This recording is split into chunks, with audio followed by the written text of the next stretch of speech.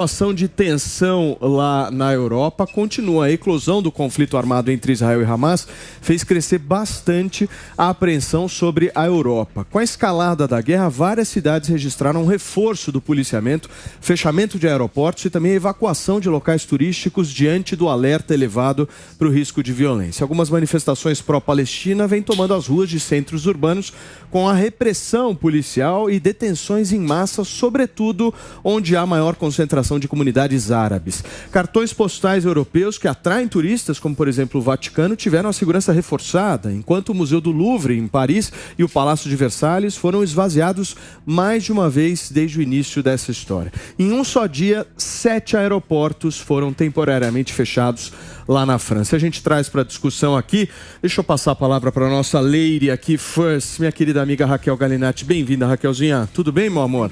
Muito obrigada, sempre uma honra estar aqui. Você estava vendo a discussão que a gente estava tendo aqui, tenso, né, para um domingo, minha amiga? Seja bem-vinda. Muito obrigada. Boa tarde a todos. É tenso e realmente nós estamos vivenciando tempos muito complicados, triste, e a gente está falando num panorama geral da guerra, e a gente não está aprofundando especificamente nas crianças e nas mulheres. Então, se a gente for aprofundar, sabendo que mulheres na guerra passam por uma situação muito pior, porque são moedas de troca, são vítimas de violações sexuais, são sequestradas para satisfazer a lascívia ali justamente para humilhar o povo, né? Pro outro povo. Isso eu tô falando do Hamas, desse grupo terrorista, em relação a Israel. E claro, não tem como a gente também não compadecer em relação aos contra-ataques em que a população ela fica como escudo. A população que é inocente, a população que está ali nesse campo minado, na faixa de Gaza, sendo atacado tanto pelo Hamas, agora no contra-ataque, pelo exército de Israel. Então é uma situação assim que às vezes a gente desacredita na perversidade da raça humana. Muito bem. Márcio, como é que você está vendo essa nova etapa aí do conflito? Afinal de contas, a incursão terrestre começou, a gente tem imagens, inclusive. Coloca as imagens dos tanques aí para mim, Filipão, só para o pessoal estar na mesma página aqui que a gente, aqueles tanques começando a entrar ali na região da faixa de Gaza. Faz seu comentário. Márcio, bem-vindo. Boa tarde, Paulo. Boa tarde aos colegas aqui. Eu estava falando nos bastidores aqui, Paulo, que é lamentável que esse negócio esteja acontecendo e o mundo está de joelhos diante dessa guerra. Primeiro porque isso aí, com certeza, vai ter um alongamento, um prolongamento na Europa, nos Estados Unidos, e daqui a pouco a gente vai ver mais atentados. E vocês falaram sobre isso aqui antes da gente entrar. Isso é uma coisa. Eu estive 3 vezes na Palestina, Paulo. E 99, estava falando para a delegada Raquel nos bastidores, 99% da população palestina é gente honesta, trabalhadora e gente muito feliz. Então eles não merecem passar pelo que eles estão passando. Como eu também defendo que Israel não pode sofrer um ataque cruel e bárbaro como sofreu.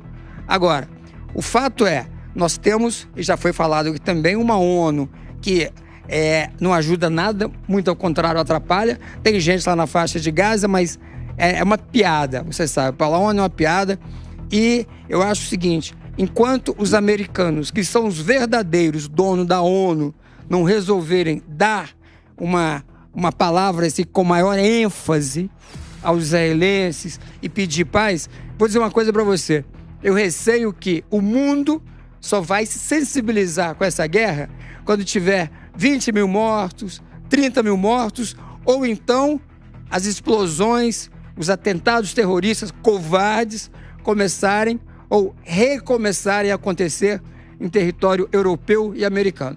Lamentável que tudo está acontecendo, e acho que a gente precisa de ter maior sensibilidade. Os países que realmente importam, que você sabe que a gente não tem tanta força assim, embora a gente tenha agora um presidente brasileiro no Conselho de Segurança da ONU, até o final do mês de dezembro, mas isso não vai resolver muito. A gente não tem muita força como país na ONU, lamentavelmente, Paulo. Sim, agora a gente vê, o PP, um esforço muito grande por parte do governo brasileiro de tentar uma mediação ali. Inclusive, a informação que a gente tem é que o ministro Mauro Vieira das Relações Internacionais vai pegar um voo daqui a pouco, hoje à noite, lá no aeroporto de Guarulhos, a caminho de Nova York, para tentar costurar esse impasse que existe entre a resolução russa e a resolução americana. O meu ponto para você, PP, é muito simples.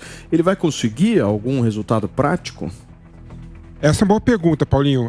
Você sabe o que eu acho? Eu acho que não tem outra forma de resolver esse conflito que não seja por meio da ONU, né? Por mais críticas que se faça à ONU, por mais com problemas gerenciais e estruturais que a ONU tem nesse momento, é por meio dela que a gente vai conseguir alcançar a paz. Ou então ter uma saída honrosa para os civis que estão sofrendo o efeito da guerra, seja por falta de corredores humanitários, seja por falta de bolsões de proteção desses civis, não é? Então, como eu sou uma pessoa otimista e como a resolução apresentada pelo Brasil, né, teve apenas um voto de veto, né, que foi dos Estados Unidos, né, eu acredito que a gente está chegando no caminho para uma unanimidade da resolução aprovada no Conselho de Segurança da ONU. Porque não tem outra forma dessa guerra acabar que não seja por meio das potências que lá comandam o Conselho de Segurança não chegue num acordo humanitário relacionado à guerra.